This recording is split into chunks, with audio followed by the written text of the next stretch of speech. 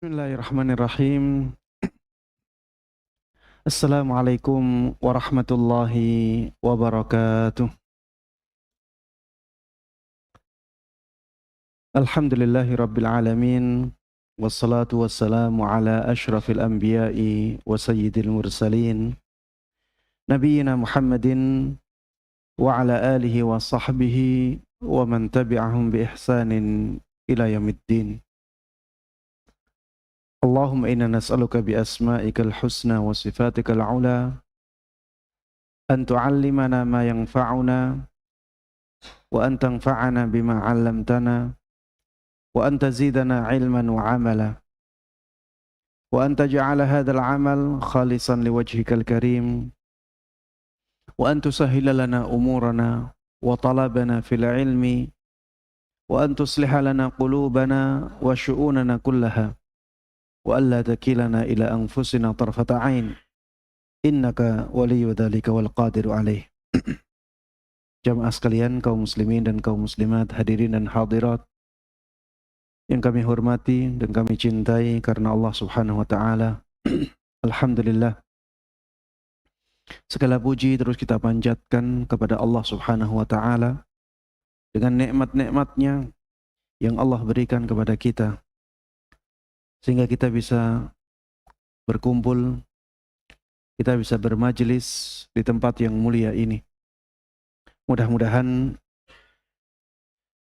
majelis kita di tempat yang mulia ini benar-benar kita niati dengan niat yang ikhlas, hanya untuk mendapatkan pahala dan balasan dari Allah Subhanahu wa taala.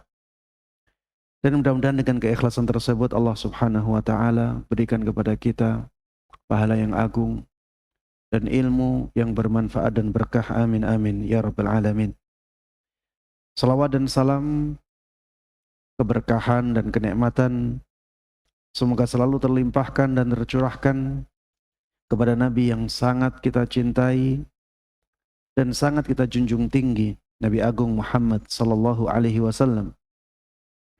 Begitu pula kepada seluruh keluarga beliau, seluruh sahabat beliau, dan seluruh kaum muslimin yang mengikuti beliau dan para sahabatnya dengan baik hingga hari akhir nanti. Ikhwati wa akhwati fillah, hadirin dan hadirat yang kami cintai karena Allah Subhanahu wa taala. Pembahasan kita masih tentang at-ta'amul ma'al ahl. Bagaimana kita bersikap kepada keluarga kita, kepada istri kita. Bagaimana akhlak seorang suami terhadap istrinya. Dan insya Allah ini majelis yang terakhir yang menjelaskan masalah ini, ya. Karena Syekh Abdul Razak hafizahullah, beliau panjang lebar ya membicarakan dan membahas masalah ini. Dan pembahasan masalah ini pembahasan yang sangat penting bagi kita. Pembahasan yang benar-benar akan menjadikan kehidupan rumah tangga kita menjadi kehidupan yang harmonis, kehidupan yang indah, dan juga mendatangkan pahala yang agung untuk kita semuanya. Dan kita sudah sampai pada pembahasan bagaimana Rasulullah Sallallahu Alaihi Wasallam memperlakukan istri-istri beliau, bagaimana akhlak beliau terhadap istri-istrinya.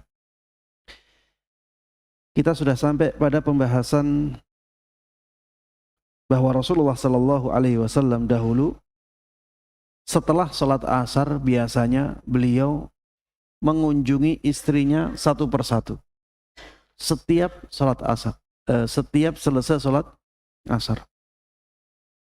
Dan ini butuh usaha yang keras, butuh kesabaran,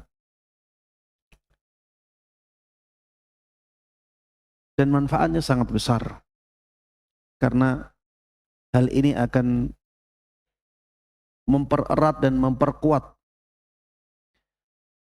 hubungan antara beliau dengan istri-istri beliau. Selanjutnya adalah contoh bagaimana beliau sangat serius, beliau sangat bersungguh-sungguh dalam mencari keridhaan istrinya. Jadi beliau berusaha agar istri-istri beliau itu senang kepada beliau, ridha kepada beliau. Walaupun istri-istri beliau yang melakukan kesalahan. Ya bahasa kita ngalah ya. Walaupun istri beliau melakukan kesalahan, beliau ngalah. Beliau yang berusaha agar istri beliau itu yang senang, ridha kepada beliau. Ada kisah yang menggambarkan kepada kita bagaimana usaha beliau dalam hal ini. Dari sahabat An-Nu'man ibn Bashir radhiyallahu anhu, beliau mengatakan, Ja'a Abu Bakrin yasta'dhinu 'ala Nabi sallallahu alaihi wasallam. Suatu ketika sahabat Abu Bakar datang ke rumah Nabi sallallahu alaihi wasallam. Beliau meminta izin untuk masuk. Fasami'a Aisyah radhiyallahu anha wa hiya rafi'atun sawtaha 'ala Rasulillah sallallahu alaihi wasallam. Ketika itu sahabat Abu Bakar radhiyallahu anha mendengar Ibunda Aisyah marah, mengangkat suaranya kepada siapa? Kepada Nabi sallallahu alaihi wasallam. Ibunda Aisyah sedang marah sampai mengangkat suara. Sahabat Abu Bakar mendengar sendiri suara itu adalah suara putrinya. Fa'adhina lahu fadakhal. Maka sahabat Abu Bakar pun mendapatkan izin dari Rasulullah sallallahu alaihi wasallam untuk masuk. Beliau langsung masuk. Faqal. Kemudian sahabat Abu Bakar mengatakan kepada putrinya, "Ya bnata Ummi Rumman. Ya bnata Ummi Ruman wa tanawalaha." Sahabat Abu Bakar mengatakan, "Wahai putrinya Ummu Ruman." Beliau tidak mengatakan, "Ya bnata Siddiq." Wahai putrinya Abu Bakar As-Siddiq. Tapi beliau menyebut nama istri beliau. Ya bnata Ummi Ruman. Wahai anaknya Ummu Ruman. Watana walaha. Beliau hendak memukul putrinya. Mengangkat tangan. Ingin memukul istrinya. Atarfa'ina sautaki ala Rasulillah sallallahu alaihi wasallam. Beliau sudah mengarahkan tangannya ini kepada putrinya. Apakah engkau berani mengangkat suaramu kepada Rasulullah sallallahu alaihi wasallam? Qal fahalan nabiyyu bainahu wa bainah. Akhirnya Rasulullah sallallahu alaihi wasallam menghalangi sahabat Abu Bakar, menjadi penghalang antara sahabat Abu Bakar dengan putrinya. Qal falamma kharaja Abu Bakar ja'ala an-nabiy sallallahu alaihi wasallam yaqulu laha yataraddaha. Ya, setelah terjadi yang seperti itu, akhirnya ya sahabat Abu Bakar berhenti. Asalnya ingin memukul putrinya, beliau menghentikan maksudnya tersebut. Kemudian sahabat Abu Bakar pun keluar dari rumah Nabi sallallahu alaihi wasallam.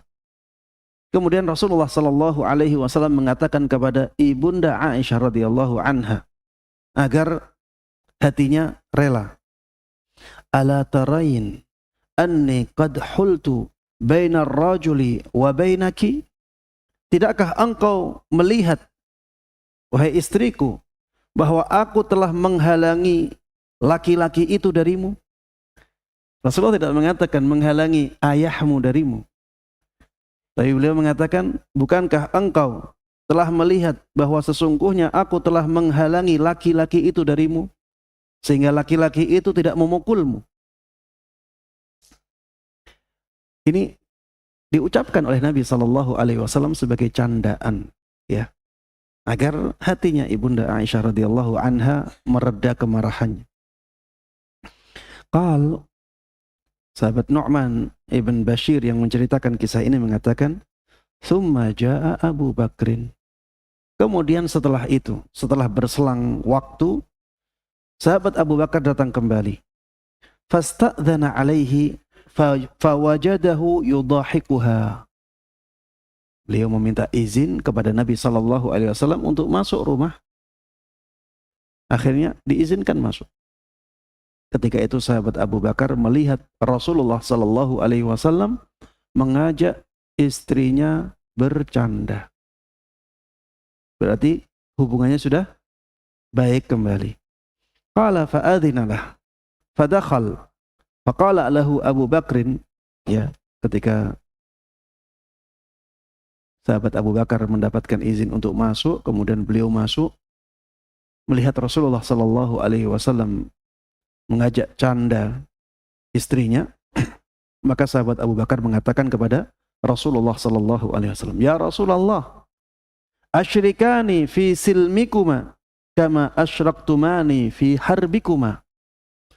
Wahai Rasulullah Sallallahu Alaihi Wasallam, sertakan aku atau masukkan aku ke dalam perdamaian kalian sebagaimana kalian telah memasukkan aku ke dalam peperangan di antara kalian. Ya, ini candaan sahabat Abu Bakar radhiyallahu anhu kepada Nabi sallallahu alaihi wasallam. Ya, kita lihat ya di kisah ini bagaimana ketika itu ibunda Aisyah radhiyallahu anha yang marah, kemudian Rasulullah sallallahu alaihi wasallam mengalah. Beliau tetap berusaha agar istri beliau itu mereda kemarahannya. Walaupun yang salah ibunda Aisyah radhiyallahu anha. Kita tidak mungkin mengatakan yang salah Rasulullah sallallahu alaihi wasallam pada kemarahan itu. Karena Rasulullah maksum.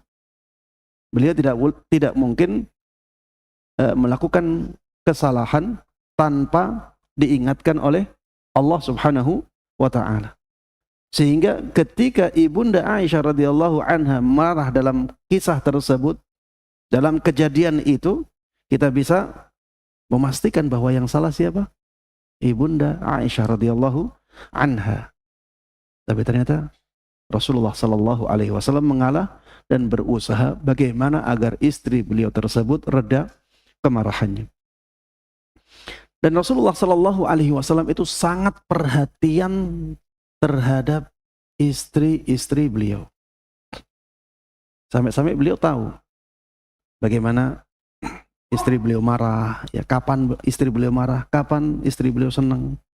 Itu beliau tahu tanpa dikasih kabar, tanpa dikasih tahu.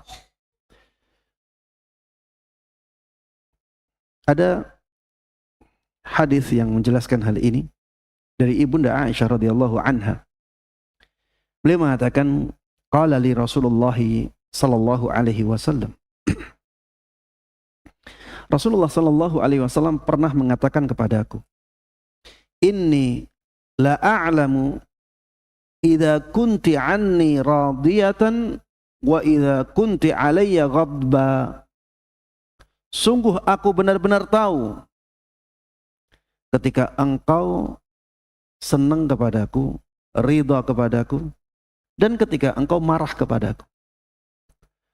Maka ibunda Aisyah radhiyallahu anha mengatakan, "Min aina ta'rifu dzalik?" Dari mana engkau tahu hal itu? Maka Rasulullah sallallahu alaihi wasallam menjawab, "Amma idza kunti anni radiyah fa innaki taqulin la wa rabbi Muhammad." Ketika engkau ridha, ketika hatimu bahagia denganku, senang kepadaku, maka ketika engkau bersumpah, engkau akan mengatakan la wa rabbi Muhammad, demi Rabbnya Muhammad. Disebut nama Nabi Muhammad sallallahu alaihi wasallam. Karena ibunda Aisyah radhiyallahu anha senang, ya, hatinya ketika itu senang kepada Nabi Muhammad sallallahu alaihi wasallam. Wa idza kunti alayya ghadba qulti la wa rabbi Ibrahim. Tapi ketika engkau marah kepadaku dan engkau bersumpah, engkau akan mengatakan demi Rabbnya Ibrahim. Tidak disebut nama Nabi Muhammad sallallahu alaihi wasallam. Qultu ajal. Maka Ibunda Aisyah radhiyallahu anha mengatakan, memang seperti itu. Wallahi ya Rasulullah, demi Allah memang seperti itu. Ma ahjuru illa ismak. Tapi aku tidaklah meninggalkan kecuali hanya namamu saja. Kecuali hanya namamu saja. Aku tidak menyebut namamu saja. Ini agar tidak disalahfahami ya, bahwa ibunda kita meninggalkan yang lainnya. Tapi yang ditinggalkan oleh Ibunda Aisyah radhiyallahu anha hanya namanya atau penyebutan nama Nabi Muhammad sallallahu alaihi wasallam. Termasuk di antara akhlak Rasulullah sallallahu alaihi wasallam terhadap beliau yang sangat bagus adalah beliau itu segera mengingatkan istri-istri beliau ketika mereka melakukan kesalahan. Dan ini penting ya, ini nahi mungkar. Nahi mungkar dalam keluarga itu juga harus dihidupkan. Kita itu harus membuat kesepakatan sebagai suami istri yang sudah sepakat menuju surga Allah Subhanahu wa taala. Kita juga harus sepakat untuk saling mengingatkan. Jadi kita harus ingatkan istri kita harus ingatkan suami kita bahwa ketika ada yang melakukan kesalahan dan diingatkan, jangan sampai marah. Jangan sampai marah. Agar apa? Agar tumbuh budaya amar ma'ruf nahi mungkar ini.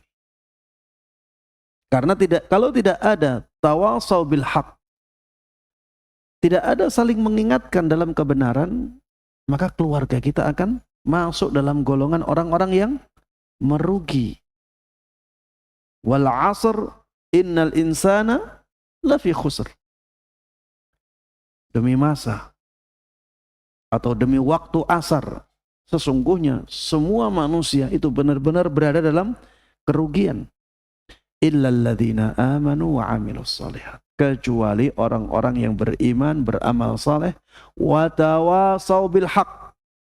Dan orang-orang yang saling menasihati dalam kebenaran, wa tawasau bis sabr, dan orang-orang yang saling menasihati dalam kesabaran. Kalau di keluarga kita tidak ada tawasau bil haq, saling mengingatkan, saling berpesan dalam kebaikan, maka keluarga kita akan masuk dalam golongannya orang-orang yang merugi.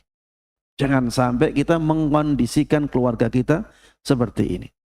Kalau ada yang salah, maka harus ada yang mengingatkan.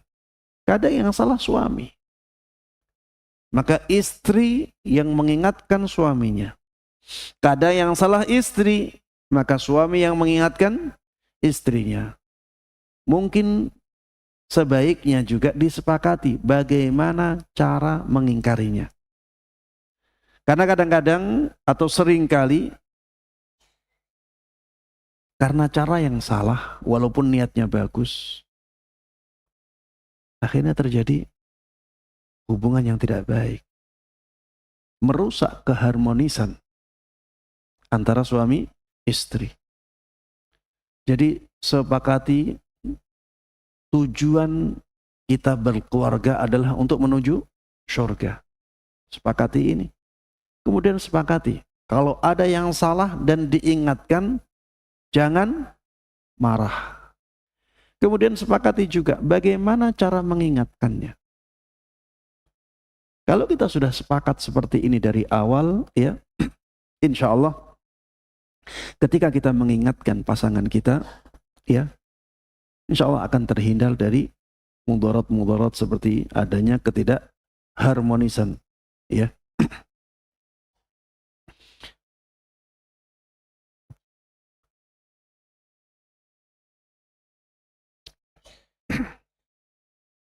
Di antara contoh ingkarul mungkar kepada seorang istri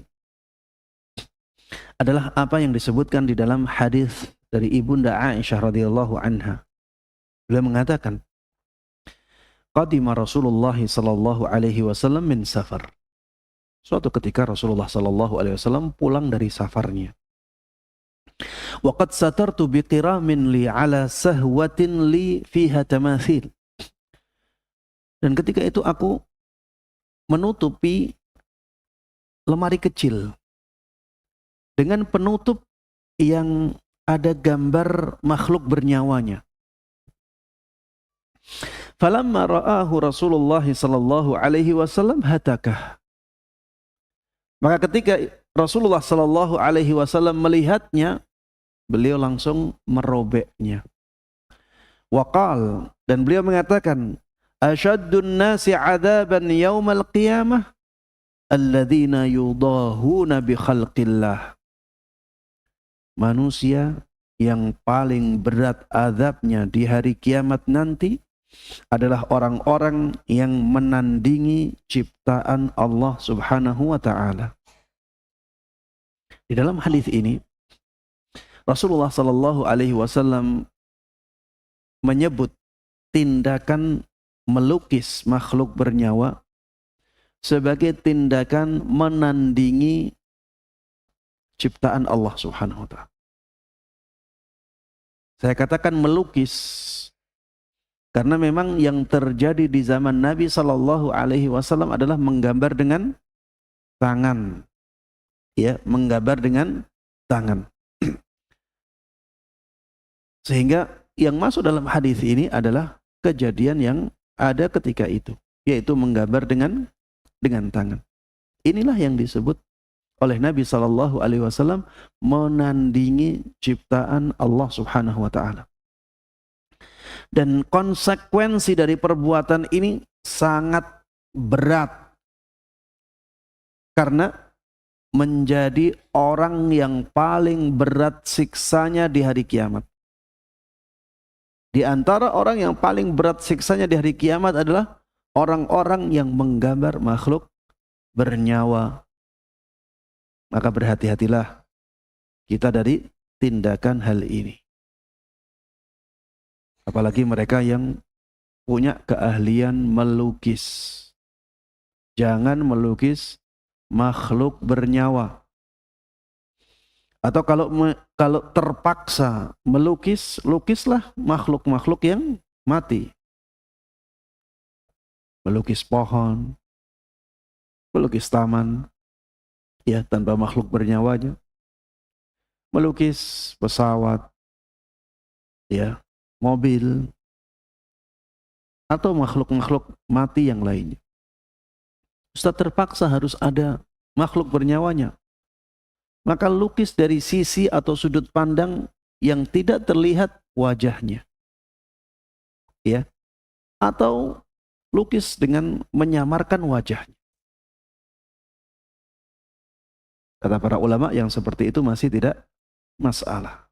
Karena kalau tidak ada wajahnya, ya, itu tidak akan bisa hidup.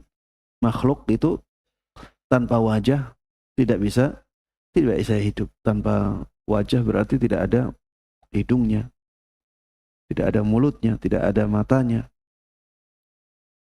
Kalau di dunia nyata yang seperti ini tidak akan bisa hidup. Baik, yang berikutnya Ibunda Aisyah mengatakan faja'alnahu wisadatan aw wisadatain. Maka akhirnya kain tersebut kami jadikan sebagai bantal atau dua bantal. Ya, kami menjadikannya sebagai wisadah. Bantal, satu bantal atau menjadi dua bantal.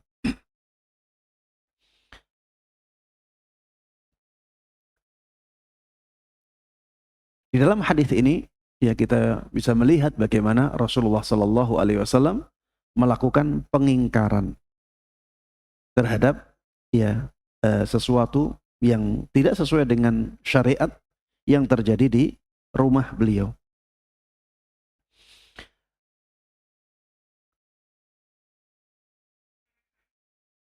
Yang berikutnya hadis dari Ibunda Aisyah juga radhiyallahu anha, beliau mengatakan wa'ada Rasulullah sallallahu alaihi wasallam Jibril fi sa'atin ya'tihi fiha. Rasulullah sallallahu alaihi wasallam pernah membuat janji bertemu dengan malaikat Jibril pada waktu tertentu. Faja'at tilka as-sa'ah wa lam ya'tihi wa fi yadihi 'asa. Fa'alqaha min yadihi. Maka datanglah waktu itu. Waktu janjian ketemuan dengan malaikat Jibril. Ternyata di waktu itu malaikat Jibril tidak datang. Tidak menemui Nabi sallallahu alaihi wasallam. Ketika itu di tangan Rasulullah sallallahu alaihi wasallam ada tongkat yang beliau pegang.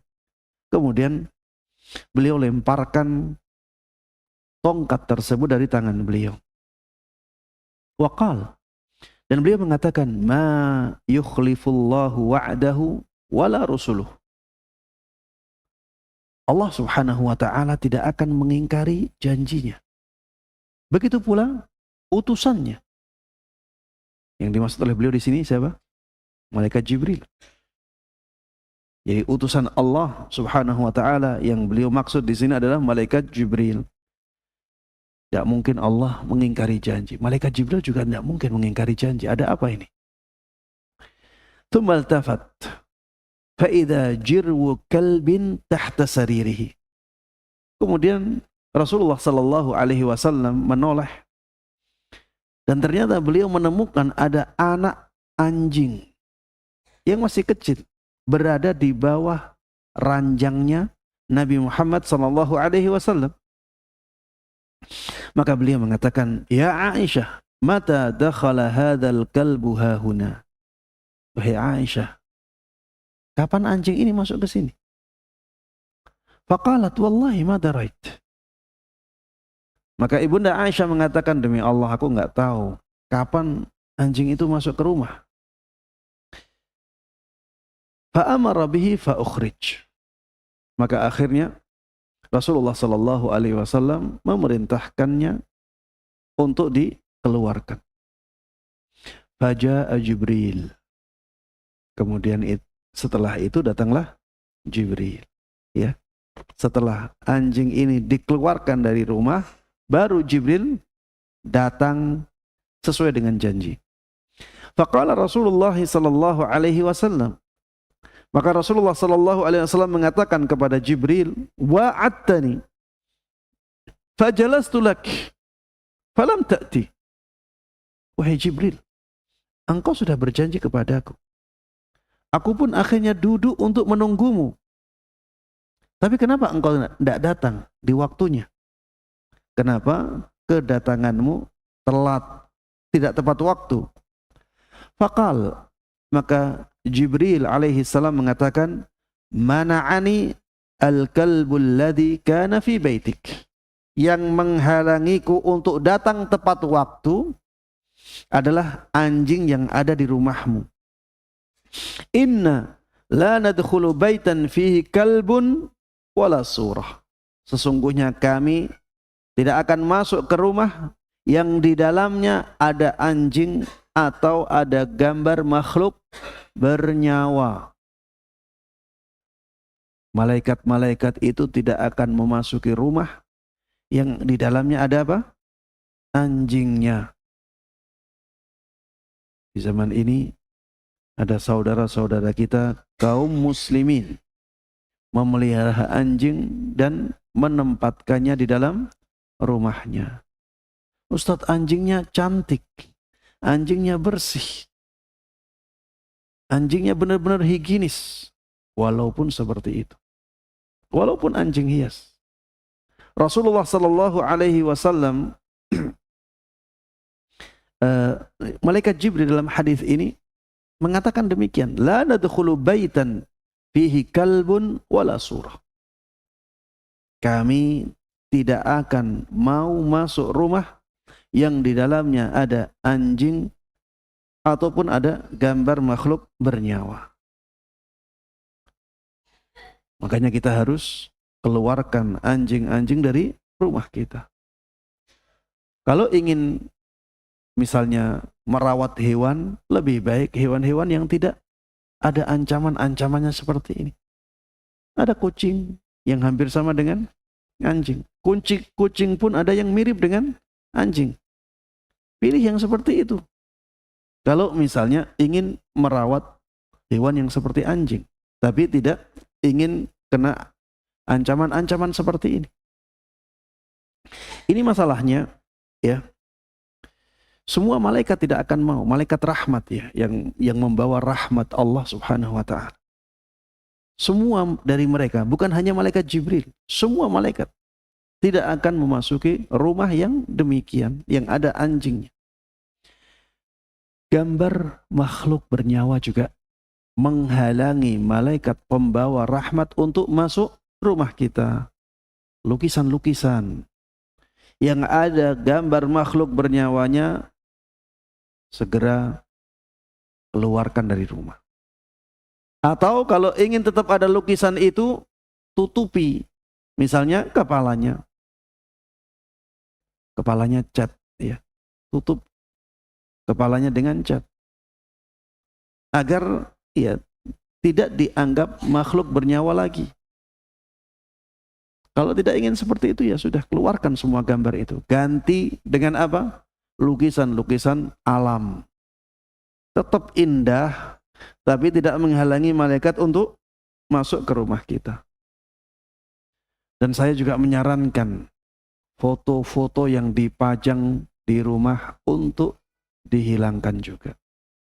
Khawatirnya ini juga masuk gambar makhluk bernyawa yang dilarang oleh Islam. Saya tidak memastikan, dan bahkan saya mengatakan foto itu tidak seperti gambar makhluk bernyawa. Tapi masalah memajang ini sepertinya ada kemiripan yang sangat besar antara memajang foto dengan memajang lukisan. Ada kemiripan yang sangat besar di situ. Maka sebaiknya ya foto-foto pun jangan dipajang di dinding-dinding kita. Ya kalau kepengen nyimpen foto ya taruh di lemari. Kalau ingin lihat nanti dilihat. Ya kalau pas butuh tidak usah dipajang-pajang di tembok-tembok. Khawatirnya itu menghalangi malaikat rahmat untuk memasuki rumah kita. Baik. Ini yang berkaitan dengan hadis ini. Dan di sini ya kita melihat bagaimana Rasulullah sallallahu alaihi wasallam mengingatkan Ibunda Aisyah radhiyallahu anha tentang adanya anjing yang masuk ke rumah. Kapan anjing ini masuk rumah? Beliau mengingkari adanya anjing di rumah beliau. Ada juga hadis Nabi Muhammad sallallahu alaihi wasallam dari Ibunda Aisyah radhiyallahu anha. Beliau mengatakan, qultu lin Nabi sallallahu alaihi wasallam. Ini hadis ini menunjukkan bahwa Ibunda Aisyah itu jujur sebagaimana ayah beliau. Makanya Ibunda Aisyah radhiyallahu anha itu mendapatkan julukan As-Siddiqah. Orang yang sangat kuat sisi kejujurannya. Binti Siddiq, putrinya orang yang sangat kuat kejujurannya. Beliau di sini menceritakan tentang kesalahan beliau yang akhirnya diingatkan oleh Nabi Muhammad sallallahu alaihi wasallam. Beliau mengatakan, qultu lin Nabi sallallahu alaihi wasallam. Aku pernah mengatakan kepada Nabi sallallahu alaihi wasallam, hasbuka min Safiyyah kada wa kada. Hasbuka min Safiyyah kada wa kada. Kata Ibunda Aisyah radhiyallahu anha kepada Rasulullah sallallahu alaihi wasallam, Sofiyah itu begini dan begitu. Maksud beliau pendek. Sofiyah itu ya orangnya pendek, nggak usahlah engkau terlalu cinta kepada Sofiyah. Ibunda Aisyah di sini cemburu, ya, mengatakan kata-kata ini. Nggak usah engkau terlalu cinta kepada Sofiyah. Sofiyah itu pendek, tidak seperti aku yang tinggi. Ya ini dikatakan oleh Ibunda Aisyah, kesalahan ini, tapi disampaikan. Faqal, maka Rasulullah sallallahu alaihi wasallam mengatakan, laqad qulti kalimatan law muzijat bima'il bahri lamazajathu. Wahai Aisyah, sungguh kata-katamu itu, sungguh engkau telah mengatakan kata-kata yang apabila dicampur dengan air seluruh laut, maka air seluruh laut akan terkontaminasi, akan tercemari oleh kata-katamu itu. Di sini Rasulullah Sallallahu Alaihi Wasallam memberikan peringatan yang keras. Ya, ini nahi mungkar. Seperti ini baik ya dalam kehidupan berkeluarga, mengingatkan kesalahan seperti ini baik. Tapi kita harus kondisikan keluarga kita dahulu. Ya, harus ada kesepahaman. Harus kita fahamkan keluarga kita bahwa ketika kita mengingatkan dia, itu bukan bentuk bencinya kita kepada dia. Itu adalah kasih sayang kita kepada dia. Kita juga kalau diingatkan oleh istri, ingatlah itu, bahwa istri itu mengingatkan kita karena kasih sayangnya, bukan karena kebenciannya. Sehingga ketika ada kesadaran, ada kesepahaman seperti ini, maka ketika ingkarul mungkar benar-benar dijalankan dengan baik, tetap terjalin atau tetap terjaga keharmonisan antara suami istri. Contoh lain dari akhlak Nabi Shallallahu Alaihi Wasallam dalam hal ini, dalam ingkarul mungkar kepada istri beliau. Ini riwayat dari sahabat Anas ibn Malik radhiyallahu anhu. Beliau mengatakan, balagha Safiyah radhiyallahu anha anna Hafsata qalat bintu Yahudiyyin fabakat. Ada omongannya Hafsah. Ini coba lihat ya, antara istri-istri Rasulullah sallallahu alaihi wasallam saja terjadi yang seperti ini. Jadi sampai kabar kepada Ibunda Safiyah bahwa Hafsah mengatakan tentang dirinya itu anaknya orang Yahudi. Safiyah itu anaknya orang Yahudi. Maka akhirnya Safiyah menangis. Kata-kata itu ya menusuk hati Ibunda Safiyah. Karena jelas ya maksudnya adalah untuk mencela. Maksudnya untuk merendahkan. Akhirnya Ibunda Safiyah menangis. Fadakhala 'alaiha an-nabiy sallallahu alaihi wasallam wa hiya tabki. Setelah itu Rasulullah sallallahu alaihi wasallam menemui beliau, menemui Safiyah pas beliau dalam keadaan menangis. Faqala ma yubkik.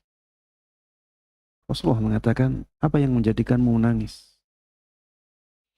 Qalat li Hafsah inni bintu Yahudiyyin. Maka Ibunda Safiyah mengatakan, Hafsah mengatakan kepadaku bahwa sesungguhnya aku putrinya orang Yahudi. Aku anak Yahudi. Faqala Nabi sallallahu alaihi wasallam. Maka Nabi Muhammad sallallahu alaihi wasallam mengatakan kepada Safiyah, "Wa innaki labnatu nabiyyin wa inna ammaki lanabiyyun wa innaki latahta nabiyyin fabima tafkharu alayki fafima tafkharu alayki." Jadi di sini Rasulullah sallallahu alaihi wasallam mengingkari perbuatan Hafsah sekaligus menaikkan psikologis ya kejiwaan dari ibunda Safiyah radhiyallahu anha. Rasulullah mengatakan, sesungguhnya engkau benar-benar anak seorang nabi, yaitu keturunannya siapa? Nabi Ibrahim, keturunannya Nabi Ishak, ya.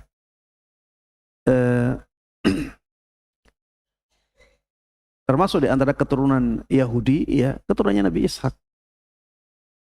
Wa innaki labnatu nabiyyin. Engkau itu keturunannya seorang nabi, yaitu Nabi Ishak. Wa inna ammaki lanabiyyun. Pamanmu juga seorang nabi. Nabi siapa? Nabi Ismail. Wa innaki latahta nabiyyin. Dan engkau sekarang berada di bawah seorang nabi, menjadi istrinya Nabi kita Muhammad sallallahu alaihi wasallam. Fa fima tafkharu alaik. Maka dengan apa dia membanggakan dirinya atasmu? Keistimewaan ini tidak ada di ibunda Hafsah, tapi ada di ibunda Safiyah radhiyallahu anha. Ya, di sini Rasulullah sallallahu alaihi wasallam membela ibunda Safiyah dan mengingkari perbuatan dari ibunda Hafsah.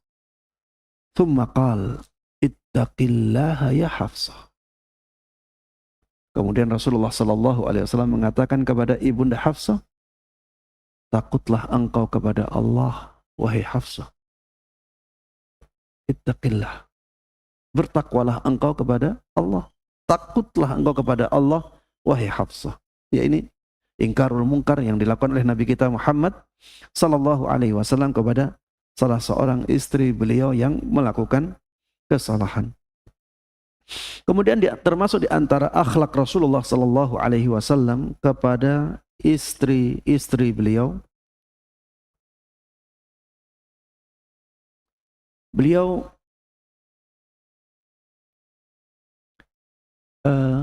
sering memberikan nasihat-nasihat, sering memberikan pelajaran-pelajaran, menyampaikan pelajaran kepada istri-istri beliau. Beliau juga sering memberikan dorongan-dorongan, memberikan semangat untuk beribadah, untuk berzikir kepada Allah Subhanahu wa taala kepada istri-istri beliau. Termasuk di antara dalil yang menunjukkan hal ini adalah hadis dari ibunda Aisyah radhiyallahu anha. Beliau mengatakan, "Kana Rasulullah sallallahu alaihi wasallam idza dakhala al-'ashru ahya al-lail wa ayqadha ahlah wa jadda wa shadda al-mi'zar." Dahulu Rasulullah sallallahu alaihi wasallam ketika memasuki 10 malam terakhir di bulan Ramadan, beliau menghidupkan semua malamnya. Jadi beliau tidak tidur semalam penuh. Jadi benar-benar dari awal malam sampai akhir malam beliau salat atau beribadah kepada Allah Subhanahu wa taala. Beliau benar-benar menghidupkan malam itu dengan ibadah. Bukan hanya ini. Beliau tidak hanya beribadah dalam keadaan sendiri, ya, tapi beliau juga membangunkan keluarganya, maksudnya istri-istrinya. Beliau bangunkan istri-istrinya agar mereka beribadah kepada Allah Subhanahu wa taala, agar mereka salat, agar mereka menghidupkan malam tersebut dengan ibadah kepada Allah Subhanahu wa taala. Wajadda, beliau bersungguh-sungguh dalam ibadah tersebut, wasyaddal mi'zar, dan beliau mengencangkan sarungnya, mengencangkan ikatan sarungnya. Maksudnya beliau tidak menggauli istri-istri beliau. Benar-benar fokus untuk beribadah kepada Allah Subhanahu wa taala. Di sini disebutkan beliau membangunkan istri-istri beliau. Ya, kita juga demikian ya. Kalau misalnya kita bisa bangun di akhir malam untuk sholat tahajud, jangan lupakan istri kita. Jangan lupakan istri kita. Bangunkan. Ustadz, dibangunkan susah. Maka ya kita harus bersabar. Bersabar dalam membangunkan istri. Mungkin kita bangunkan dengan memercikkan air, ya. Atau kita bangunkan dengan ya mengusap wajahnya dengan tangan kita yang basah. Atau kita bisikkan kata-kata. Nah, kita bisikkan kata-kata apa? Kalau tidak sholat malam saya poligami.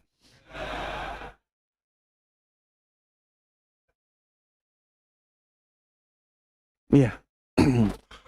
Kita bisikkan kata-kata yang menjadikan istri kita semangat untuk melakukan sholat malam. Ayo sholat malam, ya. Agar kita dekat dengan Allah Subhanahu wa taala.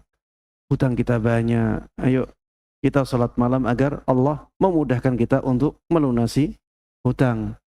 Atau misalnya kita punya masalah besar ini, ayo kita sholat malam. Kita sangat membutuhkan Allah Subhanahu wa taala di waktu-waktu yang seperti ini. Ya, ingatkan istri, ya, bisikkan kata-kata yang menjadikan istri itu semangat dalam menjalankan salat malam. Baik, sudah masuk waktu Isya. Silakan dikumandangkan dahulu adzan Isyanya. Barakallahu fiik. Allah.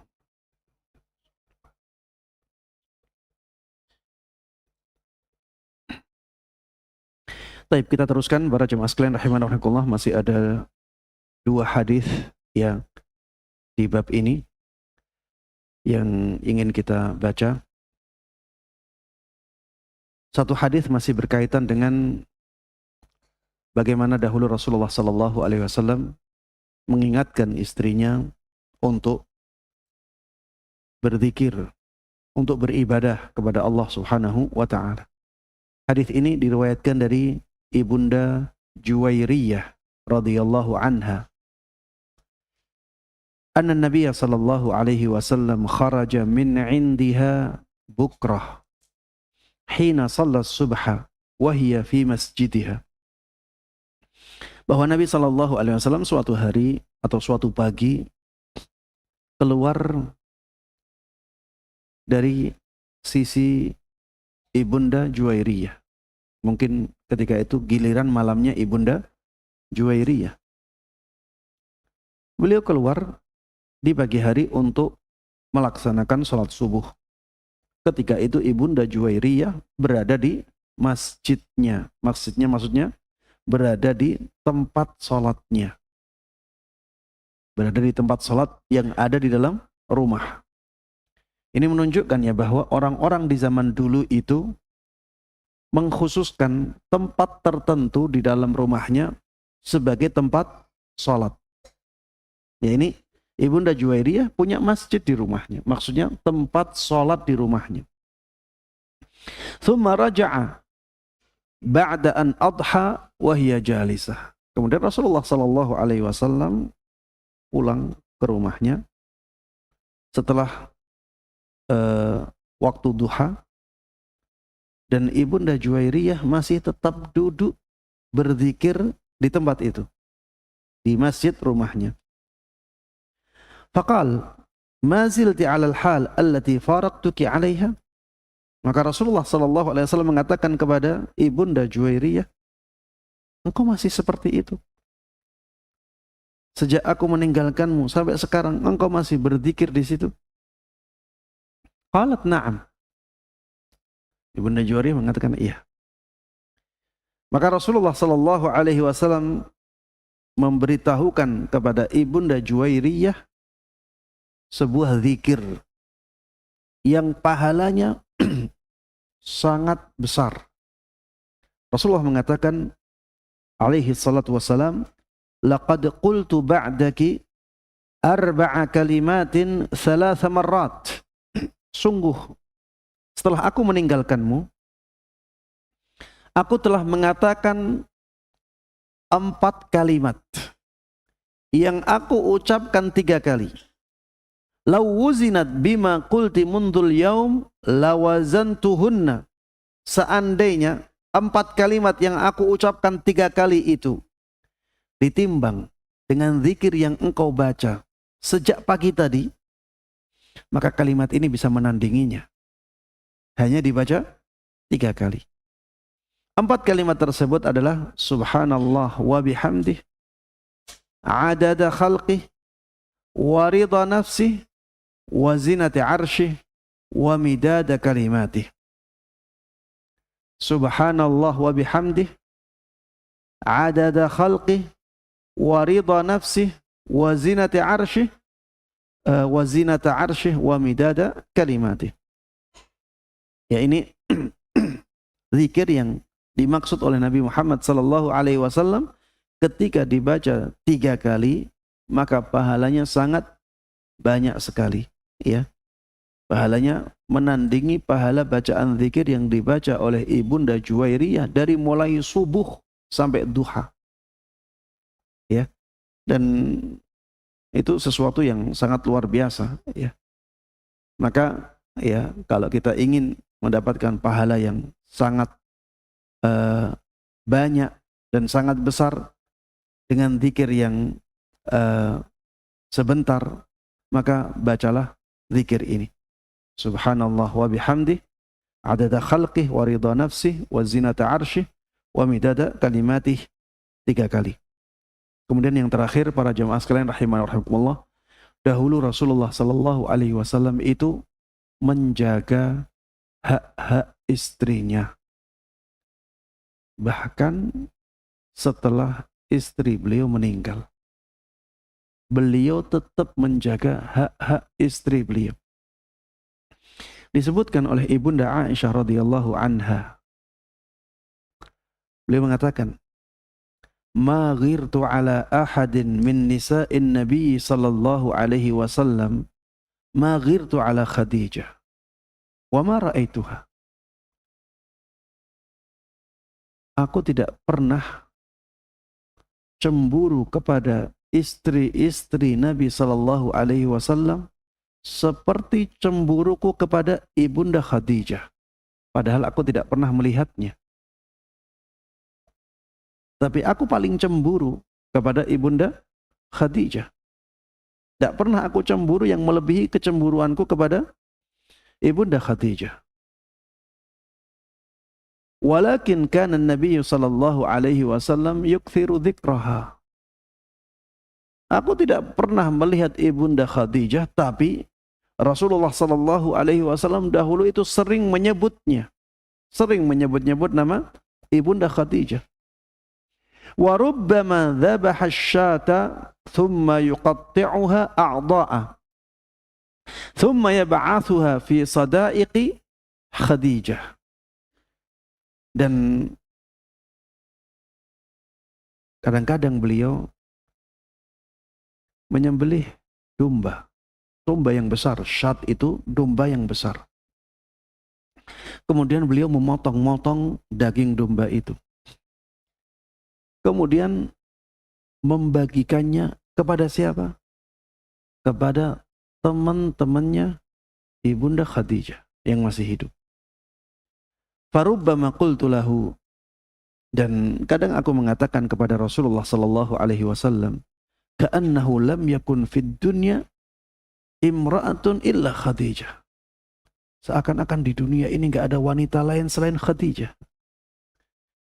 Ini ya perkataan Ibunda Aisyah radhiyallahu anha kepada Nabi Muhammad sallallahu alaihi wasallam. Ya karena kecemburuan. Seakan-akan di dunia ini enggak ada wanita selain Khadijah. Fayaqul, Rasulullah, di sini Rasulullah membela istrinya, padahal sudah meninggal. Rasulullah mengatakan, innaha kanat wa kanat. Dahulu itu Khadijah seperti ini. Khadijah dahulu seperti itu. Disebutkan jasa-jasa ibunda Khadijah kepada Rasulullah sallallahu alaihi wasallam. Kemudian beliau mengatakan, wa kana li minha walad. Dan aku mendapatkan anak ya dari ibunda Khadijah. Semua anak Nabi sallallahu alaihi wasallam itu dari siapa? Ibunda Khadijah, kecuali Ibrahim. Ibrahim anaknya siapa? Maria Al-Qibtiyah, ya, budaknya Nabi Muhammad sallallahu alaihi wasallam.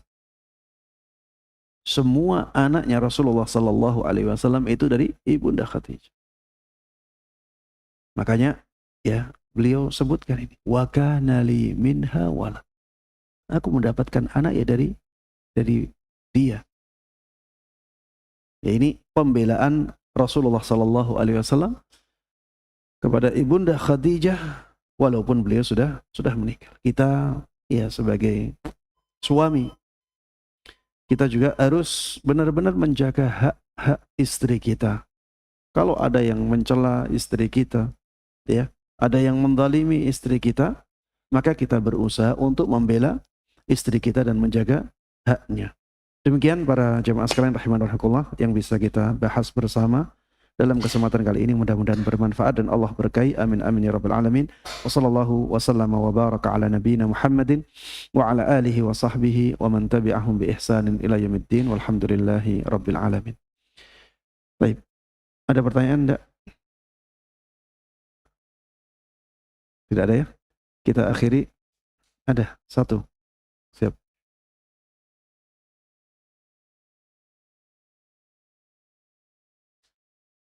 Gambar makhluk.